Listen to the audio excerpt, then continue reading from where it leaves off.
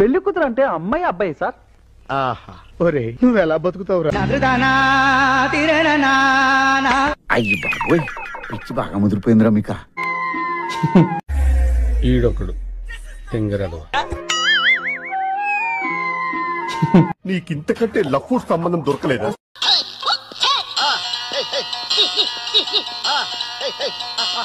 యాందిరయ్యా an చేస్తున్నా? ఎంతసేపు మహాప్రభు? మళ్ళీ నీకెందుకురా పెళ్ళి, మళ్ళీ నీకెందుకురా పెళ్ళి. Okay no use. వాడు విండండి. Most barbarous.